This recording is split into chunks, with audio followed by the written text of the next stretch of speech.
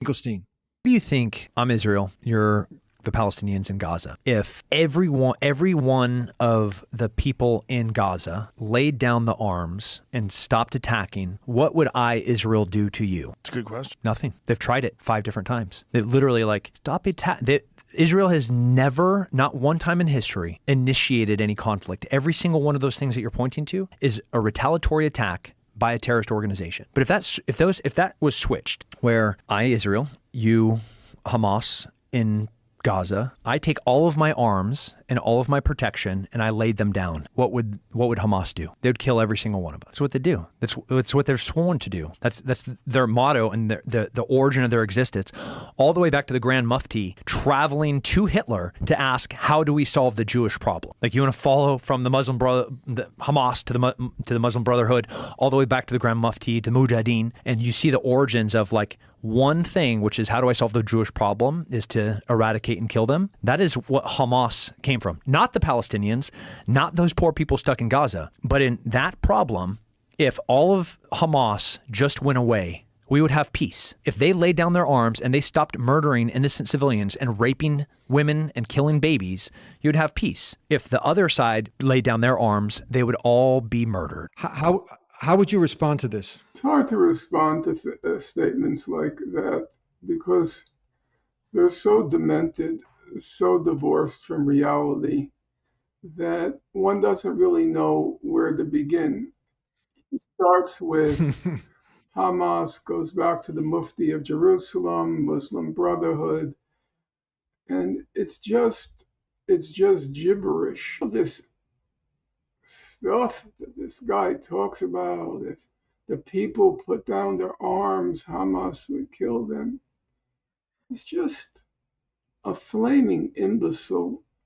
And it would be kind of funny, to tell you the truth, were it not for the fact that, apart from what I just described in Gaza, I left out that periodically, every few years, usually on the order of 2 years,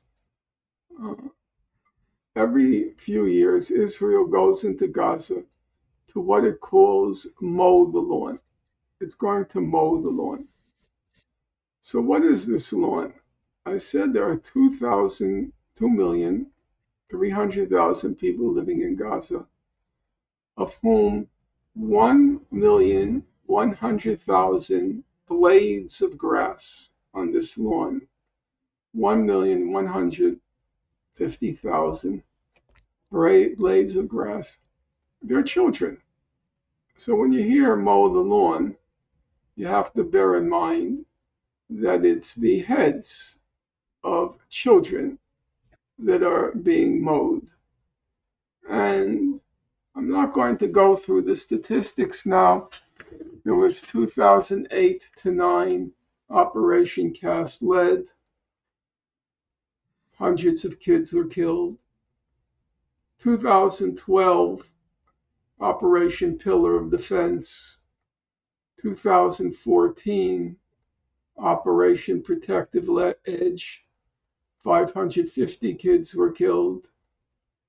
In the current round, since October 7th, more children have been killed. More children were killed in 3 weeks than every other war zone in the world combined, be it the year 2020, 2021, 2022.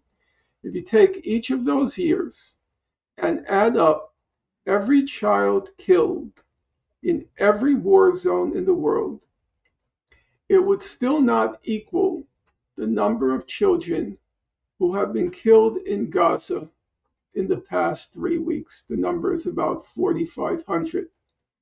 Now, that number is going to soar now because, among other things, Israel is systematically targeting the medical infrastructure in Gaza. It's attacked several hospitals already, and right now it's beginning, so to speak, the final solution to Gaza, because it's attacking Al Shifa Hospital, which is the biggest hospital in Gaza. It's as if in the United States you would attack the Mayo Clinic or Sloan Kettering Wow. Hospital or Johns Hopkins. It's the major Wow. hospital. And right now, as we speak, they have begun the assault on Al Shifa Hospital. Now, they claim that Hamas's command and control center is underneath Al Shifa Hospital. As a matter of fact, they say that every time they launch one of their high-tech massacres in Gaza, they said that in 2008. I talk about it in the book I wrote on the subject. And let's say anybody has any doubts on this subject. It's a very easy way to resolve the question.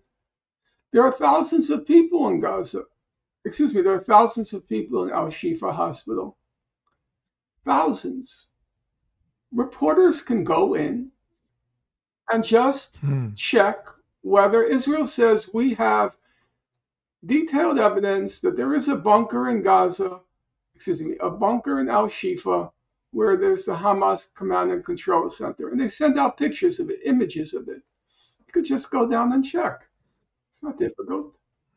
But of course, they're never going to allow inspections. Because right now, the main goal of Israel is very simple. It's using October 7th as the pretext for the final solution of the Gaza question. And the final solution of the Gaza question has, I would say, two parts. One part is the utter the pulverization of all of Gazan society, to reduce all of Gaza physically to rubble. It's so far destroyed or damaged 45% of all the civilian dwellings in Gaza.